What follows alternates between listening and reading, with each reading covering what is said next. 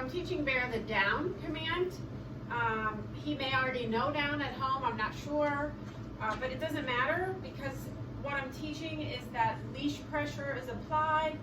When you go into the down, I release the pressure and then you get some food. So it's about the leash pressure. It's not necessarily about the command itself. It's not about whether they know that or not starting out. It's about giving in to leash pressure.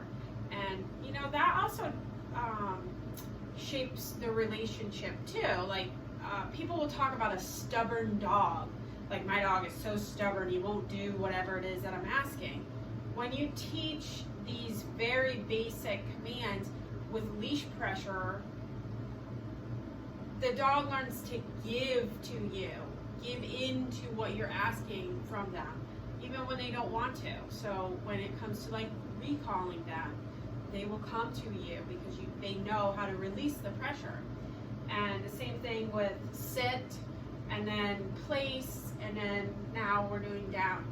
So I don't even need a word to start out with. I'm not really concerned about the word the very first few times we do it, because I just want to speak the language of pressure to them first. So I'm just going to, the prong collar is turned, so the leash is coming out the bottom, and I'm just applying some pressure in a downward motion. I use my foot like this on the leash because it's safer with any dog than freak, good boy, freak. It's safer than sticking your face right next to them while you're applying such a pressure to them, because some dogs like don't react well to it. So I use my foot generally with almost all dogs, except sometimes like a really little dog, if they're on place or something. There.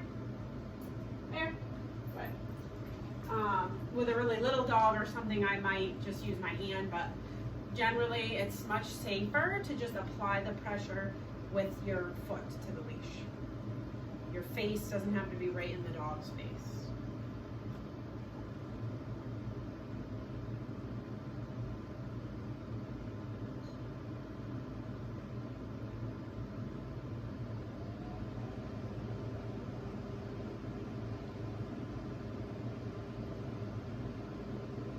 Pressure, pressure, pressure.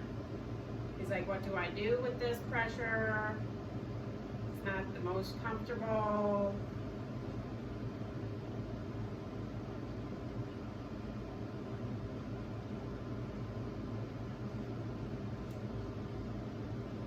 Good. Great. And then as soon as he goes down, the pressure goes away. He gets released from the command and he gets food. And what you'll see is when we do this, he's going to get faster and faster at it. Sit. Good.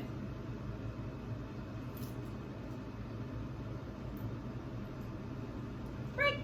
Good boy.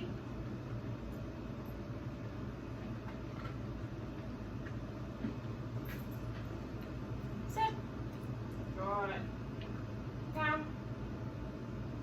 Now adding the word. Break. Okay, break. Sit. Good. Down. Break. Good boy. And so why release him right away? Well, because he's not at a stage yet where I would be correcting him for getting up out of the down. So I want him to be released from it immediately so we don't have to do any correcting, and then we can start extending that amount of time that he's in the down once he's really good at doing it on command. Sit. A little pressure up on the collar. Good. Down. Very little leash pressure that time. Break. Sit. Good. Down. Very slight pressure. Break. So why doing all this leash pressure? Why is it important? Why can't I just teach it with food like this? Bear, come. Good boy. You could teach it with food like this. Like you raise it up, and then you could teach it like just bringing the food down like this. A lot of people do that. There's no leash pressure involved in that.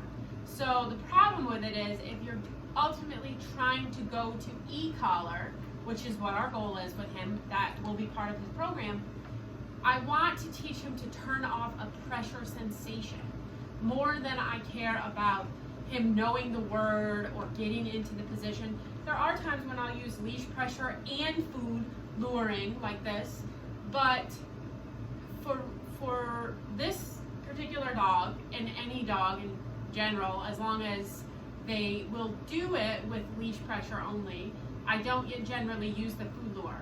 A really young puppy, you might do that, just using food luring. But anyway, so that's why it's so important with leash pressure, and I like prong pressure because it helps the dog to give to the pressure much more freely. Let's go.